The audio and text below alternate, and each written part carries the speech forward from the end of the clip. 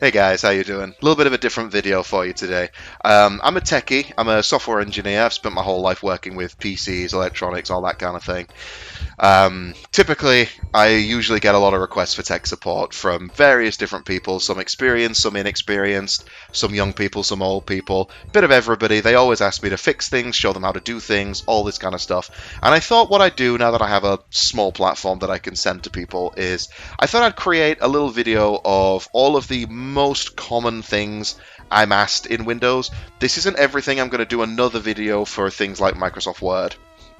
But if I do miss anything, if there's anything you want to know that I could implement, drop me a comment down below and I'll either answer your question in the comments or I'll just create another video with anything else. Alright, take care guys, and I hope you enjoy the video. Bye now.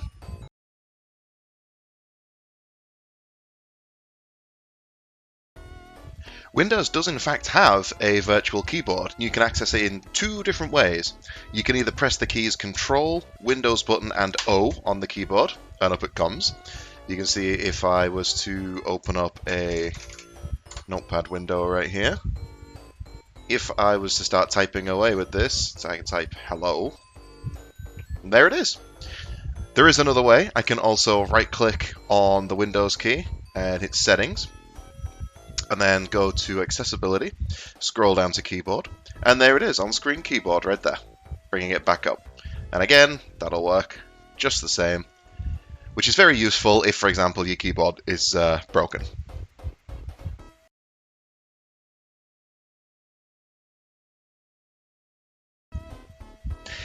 If you are struggling to neatly find ways to organize your windows on Windows 11, it just so happens it has a nice built-in feature that you can use to organize them for you. So say I want to make these three windows fit onto screen a little bit better.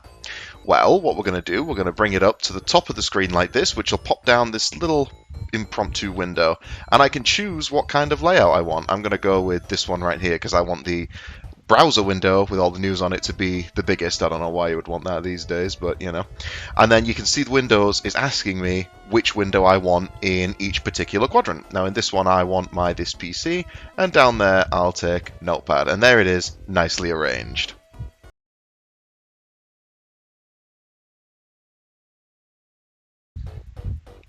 If you're finding Windows a little bit too bright or a little bit too dark, I personally work a lot on computers and I find this particular theme to be a little bit too bright.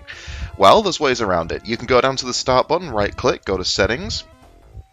You then go to Personalization, Themes, and then you can toggle between Windows Light and Windows Dark, which is a lot easier on the eyes. There are other options too. Some of these are nice and flamboyant. My suggestion would be to just quite simply go through these and pick the one that you think's the best.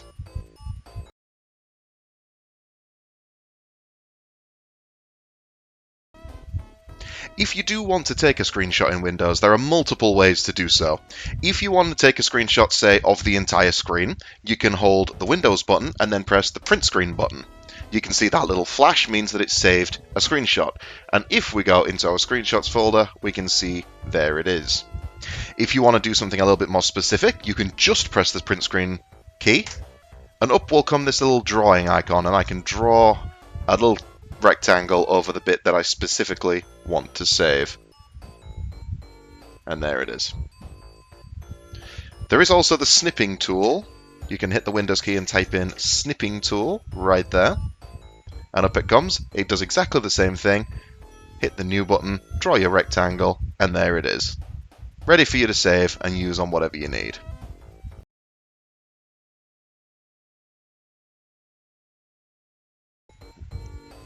There's quite a few ways in modern day Windows that you can check your system specifications. The first and most easiest is to just hit the Windows button and type in System Information, or something to that effect, and here it comes. And this will give you a relatively in-depth view of all the different things that your system has. If you want to do a little bit more towards the graphical side of things, what you want to do is you want to hold the Windows key and press R. This brings up the Run box, and this allows you to execute just about any command in Windows. DXDiag is what you want to be typing in, which is called right there, DXDiag. Press enter on that, and that will take a second and then load up the DX Diagnostics tool, which will tell you a little bit about all the video drivers and different cards you have installed. on your system. There is another bit of software that I prefer to use over the Windows tools. If you look for CPU ID, or CPU Z as it calls itself in the start menu, this app tells you anything you need to know about your system. Up it comes. I'll leave a download link in the description. So this tells you everything about my CPU, my RAM, on my main board, my RAM, my graphics, anything you need to know.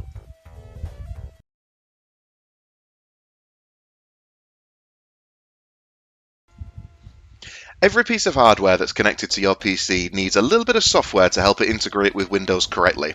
This piece of software is called a driver. Now let me quickly break down the difference between software and hardware. Hardware, as is implied in the name, is something that's hard. You can touch it, you can physically hold it. That camera that I'm looking at right now is hardware. The monitors that I'm looking at are hardware. Software is something that occurs on the hardware. It's firmware. So programming code, it's a list of instructions that that piece of hardware has to follow.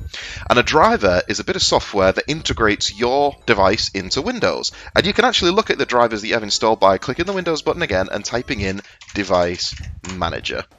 If you go into here, this will give you a detailed list of all the devices you have, and it gives you a nice little bit of control over all the drivers that you have.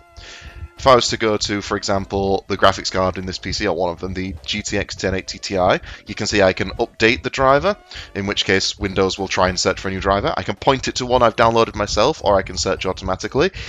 It'll think the best ones are installed because they are. So that's a driver. You can download them directly. They can come on CDs. I don't think that's so much a thing anymore. Or you can download them directly from the manufacturer's website and install them yourself.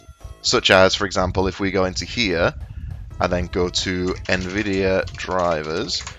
NVIDIA is a company that controls or that sell graphics cards. And you can download your graphics cards. That is not the correct website. You can download NVIDIA, well, you can get automatic driver downloads, or you can go here, put in the product series. Mine is technically a GeForce 10 series, and then 1080 Ti, game ready driver, search, and it's going to tell me that it has the driver for me. This is just an example. See, I can download the game ready driver right there and install it. Now, this is just an example of one of the bits of hardware on the machine, but there are plenty of others. And you need to know the model of your device and the manufacturer that creates it. My advice is if you're looking for a driver, just punch into Google the manufacturer. So say you're after an AMD graphics, say it's an AMD R9 series graphics card. You just type in AMD R9 series graphics card driver download, and it'll pop up.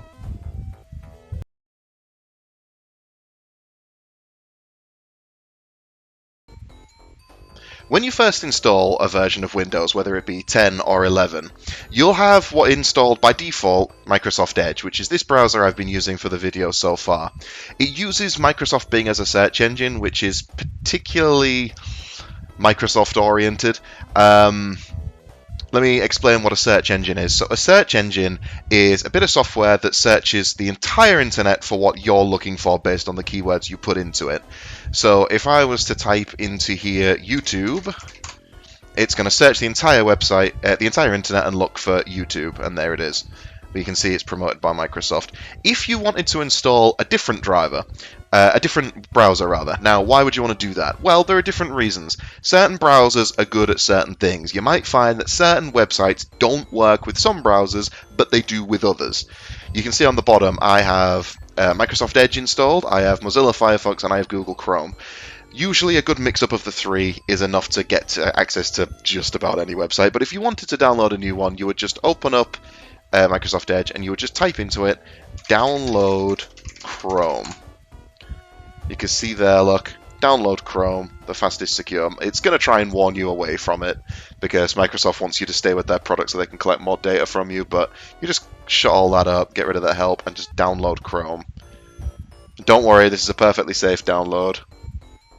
And then you would just run the Chrome setup, and that will install Chrome for you. And that works with any browser for Windows.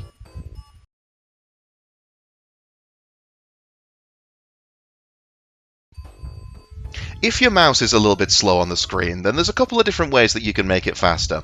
The first thing I'd invite you to do is look for a DPI button on your mouse. Now, what is DPI? DPI stands for dots per inch. It's the amount of dots per inch that your mouse processes and then translates it into movement on the screen.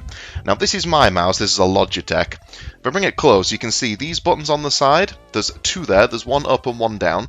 The top one increases the DPI, and the bottom one lowers it. You can see the color changing there to tell me that the DPI has changed. Now, if I bring the DPI down and move the mouse around, you can see it's very slow. If I bring the DPI up, you can see it moves a lot faster. But if you want a way in Windows to change it to, then just simply go to the search bar, type in mouse settings, and there it is. You bring it up, and then it tells you everything you need. Given any settings that you need to change the mouse. You can change the primary mouse button to right, so if you want to select things with the right mouse button, which is that one just there, or if I click it you can see on the interface, then you can select that. The mouse pointer speed there, look, I can increase that and it makes the mouse a lot faster. I'm going to keep that at 10 for the time being. I prefer using the DPI myself. You can change how the scrolling works. You can roll the mouse wheel to scroll, multiple lines at a time, or one screen at a time, which is a big chunk. You can choose the number of lines that scroll and the scroll in active windows when hovering over them. Just little things to help you improve that you're interfacing with the mouse.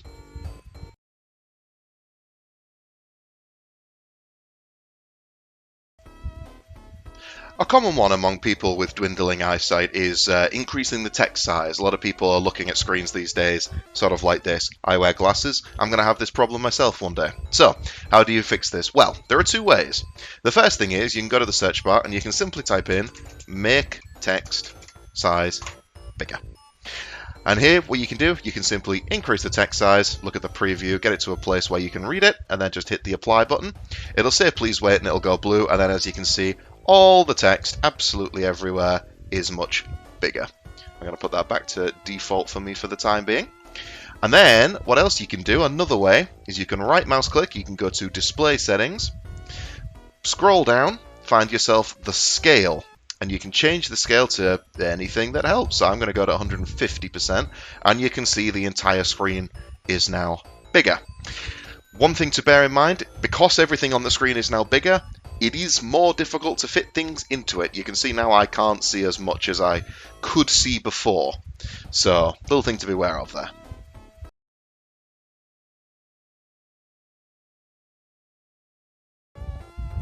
Another thing I get asked about quite a lot is cloud storage. More particularly, there's one that comes pre-installed with most versions of Windows called OneDrive. And most of you probably have seen this before. Let me get you a little picture of what it looks like. It's a little blue cloud. Most of you will recognize this. This is OneDrive. It comes up with every version of Windows that's installed, at least version 10, Windows 10 and 11. Now, what is cloud storage? Well, I want to describe it to you. So, your PC has its own onboard storage, as it always has, and you can store files to it, and that's great. But the alternative to that is what we call cloud storage. And what does that mean? Cloud storage means that you are saving things from your PC onto somebody else's PC. And not just any PC. This is a PC that's owned by Microsoft for OneDrive, or Google for Google Drive, or whoever else you're using for Dropbox, things like that. Now, why would you want to do this, you think? You're asking me. And the answer is, in most cases, you probably don't. But there are use cases for it. The first one is, what if, for example, I'm working on this PC here, but I also want to work on another PC in my office at work, or I want somebody else to be able to access it? Well, this is what OneDrive storage is for, because they can access any cloud device if you give them the details to do so. They can't just get in for free. You have to provide them with the security details to get in. Believe me, these cloud PCs are locked down tight. You see, I actually do use cloud storage myself. If I open up here, you'll see that I have my Google Drive set up and I get 2 terabytes of storage. That's a Google One subscription. It costs me £8 a month. Worth having in some cases. But that's OneDrive's storage for you.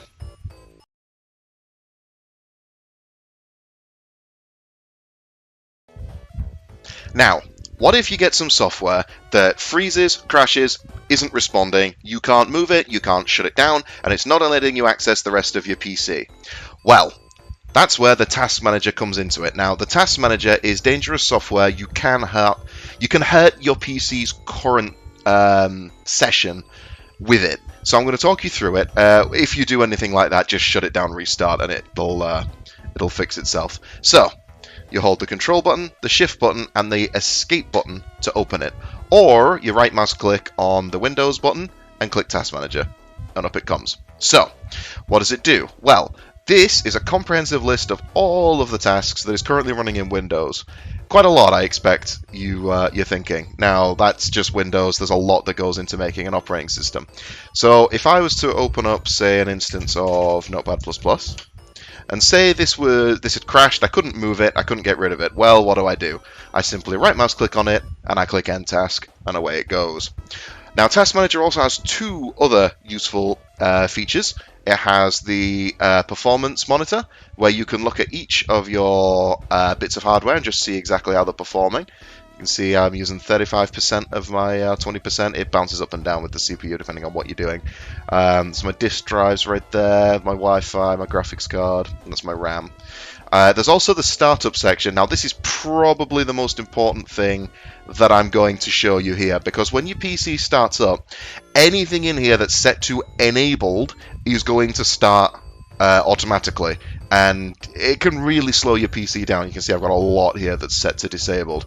And see this iTunes helper, for instance? I don't have an iPhone anymore, so I don't really need that. So I'm going to right mouse click on it, and I'm going to click disable. Because I have it set to search by disabled, all the enableds move to the top so I can keep an eye on them. I just have 4 things that boot.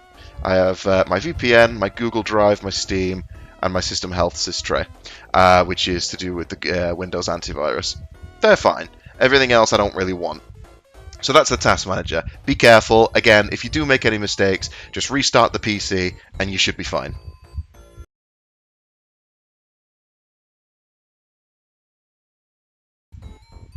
Now, something I've seen very, very commonly over the last couple of years. I've gone over to a lovely old lady or old gentleman's house, and they've said, oh, my laptop's not working, my computer's not working, it's going very slow, can you please take a look at it? And I boot it up, and I can see a copy of McAfee, a copy of Norton, just some kind of third-party antivirus that they've paid a full subscription for, and they just don't need it. Modern day PCs are so secure and they have their own built-in antivirus. You don't need to pay for a third-party antivirus anymore, unless you're doing something very, very dodgy, which I suspect if you're watching this video, you're probably not. So, what is the built-in antivirus? It's called Windows Defender. You can type in Defender and up comes Windows Security. I opened up on the other monitor, let me drag that in. This Windows Security is your ticket to secure PC, essentially. Windows 11 is a very secure operating system anyway. People are going to have a hard time getting in. You can see virus and threat protection right there. Has a complete scan over all your system. You don't need to worry about anything. Don't pay for third-party antiviruses unless you're a company or you're doing something very, very dodgy. Please, you don't need to.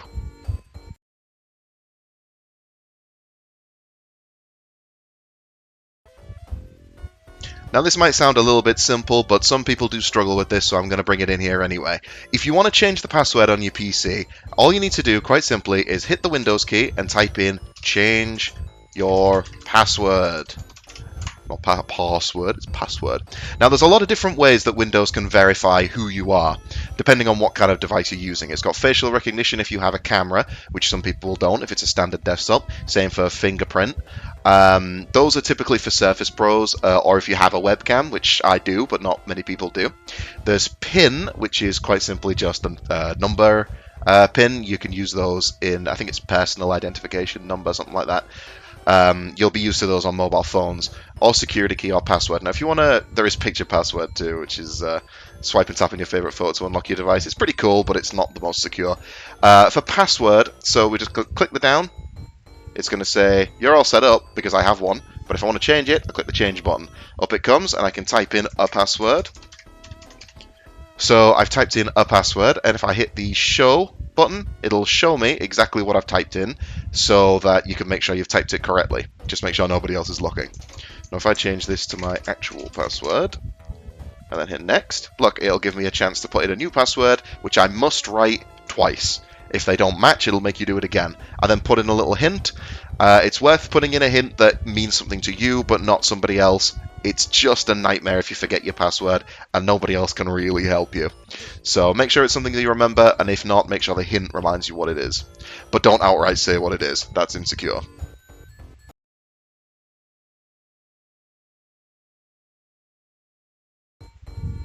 If certain apps are being too loud, say you want to listen to your music more than you want to listen to your game or whatever, there is a piece of software in Windows that allows you to manipulate the audio of each app that you're running. All you want to do is put your mouse over the little sound icon on the system taskbar, right mouse click, and click the volume mixer. And up it comes, and you can see it brings you up, first of all, your overall volume. I have mine always set to 50 because I wear headphones. Output device, this allows you to select which speaker or headphones you want. I'm using these HyperXs, as you can see. Input device, that's your microphone. I have two. I have the webcam, and I have this when I'm talking to you through. The webcam is typically a little bit less sharp. And then you can come down here to individual apps and change their individual volume. So if I wanted to say make Steam quieter, I could just bring that down to 50%, like so, and that would shut it up a little bit.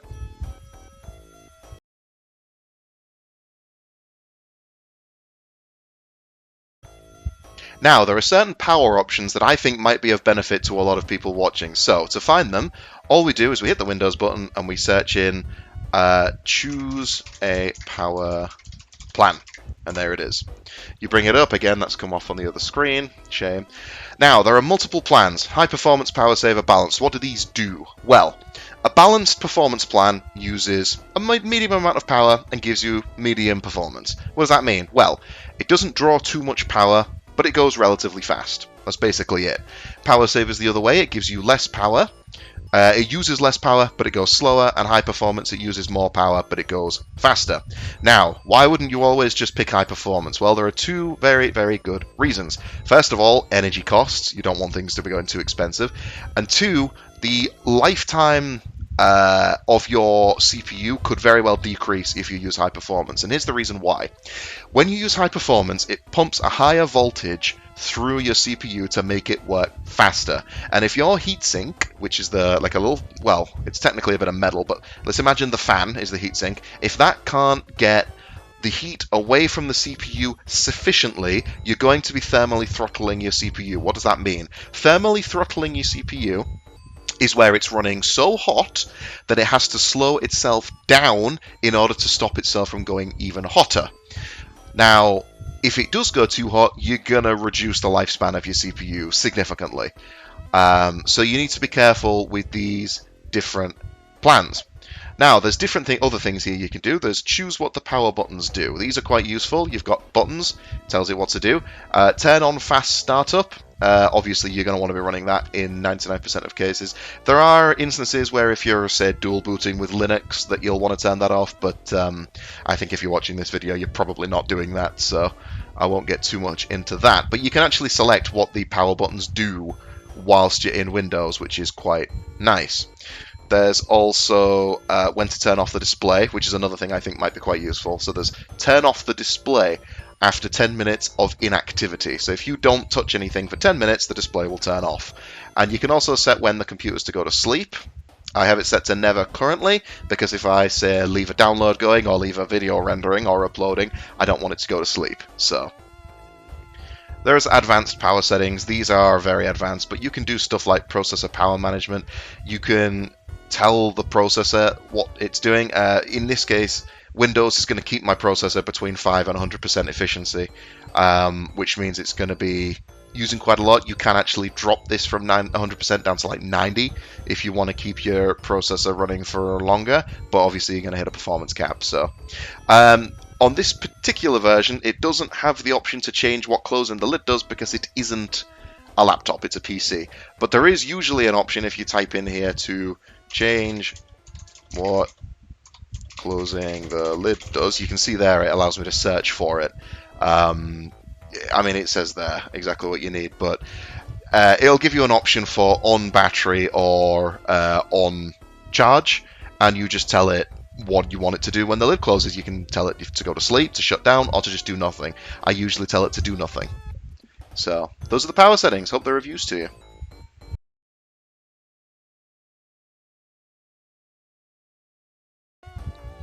Now, just for fun, I'm going to introduce you to a little tool called GodMode. This is basically a debugging tool that Microsoft leaves in its operating systems so that software engineers can access just about any feature.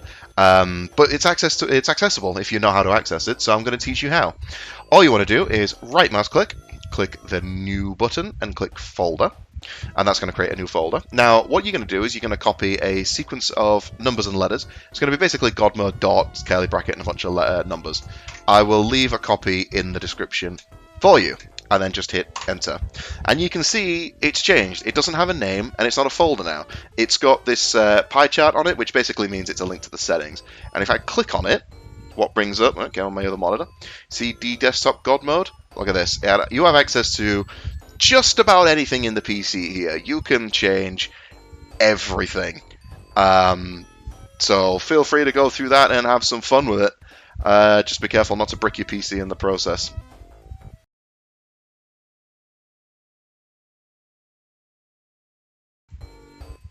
Defragmenting is largely redundant today. It's not something that we typically need the added processing power for, not least from the fact that we don't really use hard drives anymore. But defragmenting is basically rearranging the blocks of memory on a storage medium so there's less blocks. It's a little bit more efficient, a little bit easier to get to. This is only done on hard drives because they're mechanical. It's basically a disk with a pin on the inside. Imagine a record player, and each tiny little fragment is a little bit of data on there that it can read. And if you rearrange them in a more optimum pattern, it can get to them a little bit quicker. That's basically all defragmenting is. But if you did want to defragment your drive these days, you can hit the Windows key, you can type in defrag, and there it is, defragment and optimize drives. Now I have 3 disks in my PC. I have a solid state drive, a hard disk drive, and another solid state drive. Solid state drives are flash memory, so you don't want to defragment them. You can see that Windows isn't even giving me the option to analyze them. I do have a hard disk drive though, and it's an 8 terabyte, or I use it just to store files. And you can click the analyze button and then the optimize button, and that will make loading files that tiny little bit quicker. You never know, could make a significant difference.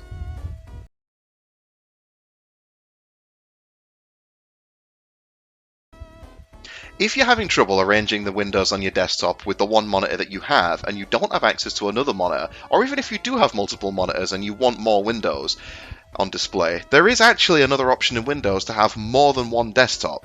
So that's this little button down here, right next to where the File Explorer. You can click it and open up this option which lets you move, well, it shows you the desktop that you have and it lets you add a new one. So I can create a new desktop and go to it, where I can open up anything I want right here with a fresh slate. And then if I click it again, I can always switch back to the monitor I want and then go back to the other one. And you can do this within reason an infinite number of times, just as long as you keep to your RAM usage.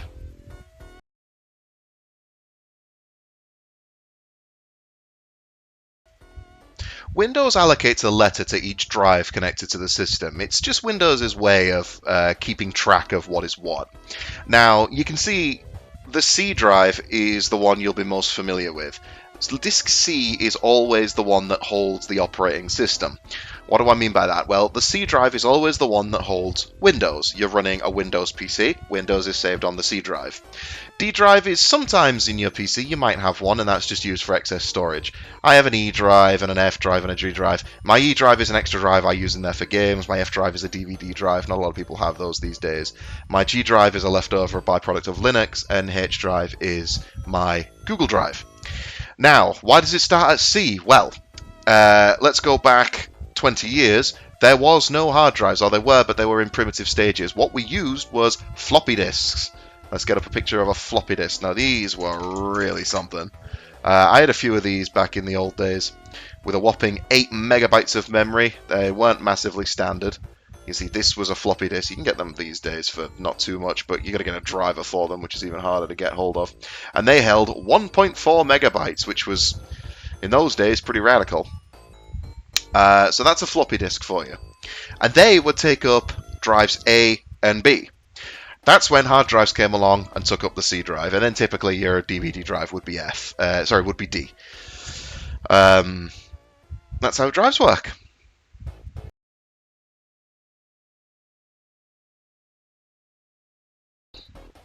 So you're in My Documents and you're looking at your files and they're starting to become a little bit of a mess. You've got files everywhere. First and foremost, I'd advise you to name them a little bit better than these. These are just proxy files I created. They're not really anything. As you can see by the 0 kilobytes there. They're just examples. But say you want to arrange things a little bit better. Well, let's right mouse click. That's on the mouse. Right mouse click, new, and folder. And then we're going to name one pictures. Okay? And then what we're going to do is we're going to, well, we can do this one of two ways. We can either click each individual picture and drag them in. And you see how it pops up there saying move to pictures. And you can do that. Or, and let's do this a different way, let's create one called, I don't know, text files. And we're going to move all of these in there. You can actually click off away from them, hold the left mouse click and drag over to highlight all of them. Then you just click and hold and drag it into text files. And then this Chrome setup that we used in the previous segment, we can either create a downloads folder or just move into our main core downloads folder. If you wanted to send these pictures to somebody and you didn't want to have to send them all, send 4 different files, or maybe there's a lot more than that, maybe there's hundreds of different files, what you want to do is you want to hold the control button and press A. And what that does is that selects everything in there. You can literally have hundreds of files in there and it will select them all. And then all you need to do is right mouse click, go down to show more options, and then send to zipped folder.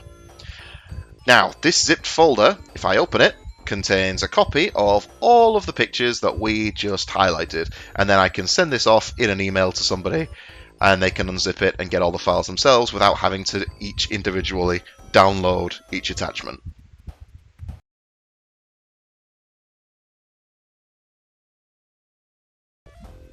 Cut, copy, and paste. These are the bread and butter of anybody who uses computers, usually.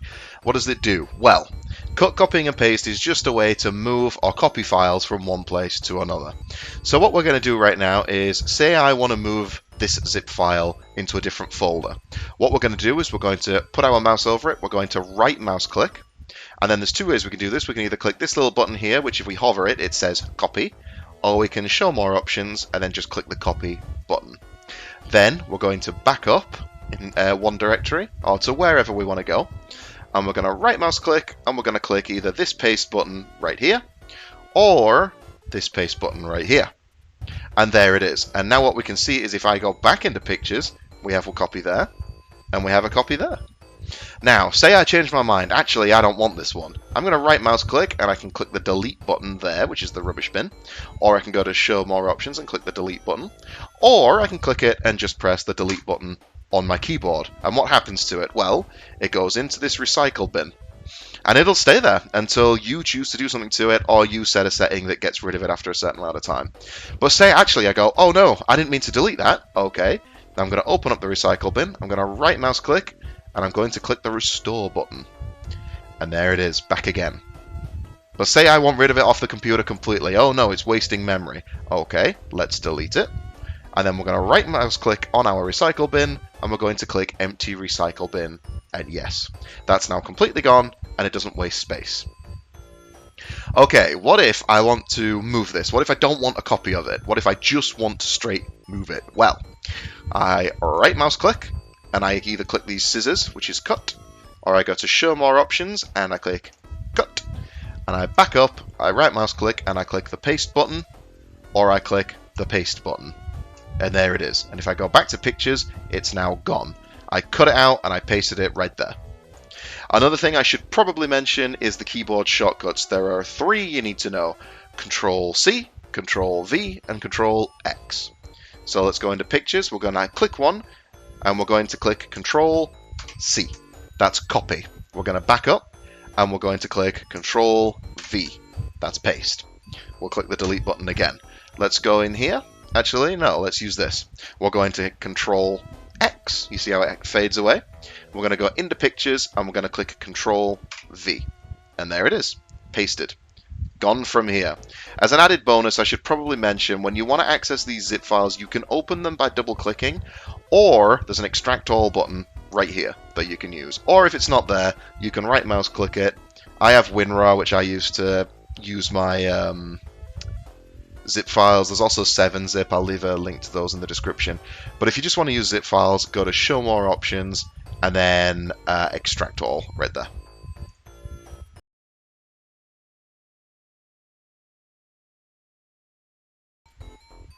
Say you want to hide some files away so that other people who use the PC can't see them.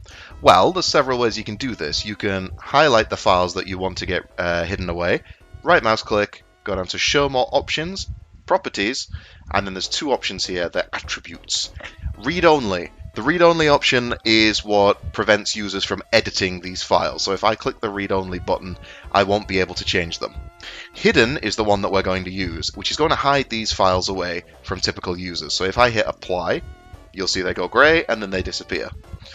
But now you're thinking, oh no, but they're gone. How do I access them? Well, we click the view button right there. We go to show and then hidden items. Obviously, if the other people know how to do this, then you got a bit of a problem. But when you're dealing with kids, I think you're probably safe. If you want to save those back again, you just go to show more properties and you bring them back into visibility.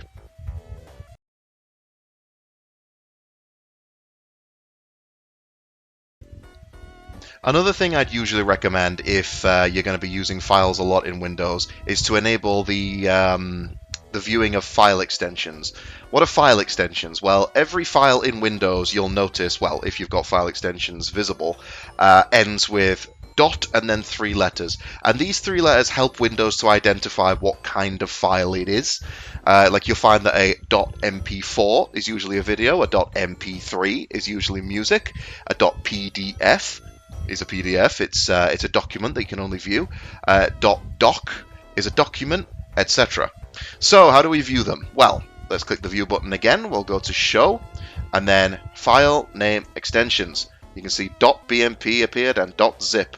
I'm actually going to change this. So if we click view, we're going to go down to details, and this gives me a little bit more information about these files. It tells me the size, what type of file it is, the date, and its name. And you can see the .zip, the .bmp appearing there. Now, the BMP file currently will open up using anything I want it to use. So let's use photos, and I can click always, so it will always use that, but I'm going to click just the once for now. It'll open it up and there won't be anything because I just created a blank photo. But say I wanted to open this with a different app, and say it wasn't giving me the option because I'd already clicked always. Well, what we do is we right mouse click, we go, well, there's two ways. You can either click open with and then pick an app, or you can go show more options and properties and then change, pick a different app. If we say, I don't know, I guess if we just pick Paint, and then set default. And what that actually does now is that has just set the default for .bmp files to all open up with Paint. So if I click on a BMP file now, it'll open up in Paint, and there it is. If you want to change other defaults, what you can actually do is go into Windows and you can click default, type that in, and default apps will appear. And then there's a lot going on in here. Try not to get too overwhelmed. But what you can actually do is you can go to apps, say for example Firefox, and I can choose for it to be the default for certain file types. You see here we are with these file types again. See .svg, .webp, .xht, .xhtml, HTML, etc., etc. And you can actually choose individual file types here. I'd recommend not doing this. You can do it this way if you want. It's just a tad complicated. I'd recommend doing it this way. So go to there, click show more properties, and then change. And go to whatever you want and set default. And then apply.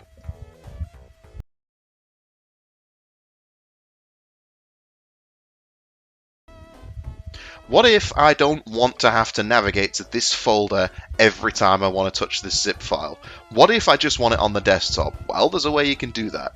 You can right mouse click, you can go down to show more options, and then this button, create shortcut. Here it is. And then you just click it and you drag it onto the desktop, and there it is. That points directly to this here. So when I open this, what I'm actually doing is I'm opening this. But we can do a little bit better than that. What if we don't just want to access a file? What if we want to access a website? Well, let's open up Edge here, and we're going to go to YouTube. Let's open up YouTube. What if I want to access this without having to type it in every time? YouTube's got a lot of pop-ups these days. What I'm going to do is I'm going to right mouse click on the URL. I'm going to make sure everything's copied. Everything's highlighted. I'm going to right mouse click it and I'm going to click copy. Or I'm going to press Control and C. You can actually see on the right there, it's telling you the keyboard shortcuts. We're then going to shut this down. We're going to go onto the desktop. We're going to right mouse click. We're going to go, well, you can go new if you like, and there's shortcut, or you can go show more options, and it doesn't seem to be giving me the option for, oh, there it is, new shortcut. Don't mind me. And then I either right mouse click and paste, or I Control V the link to YouTube.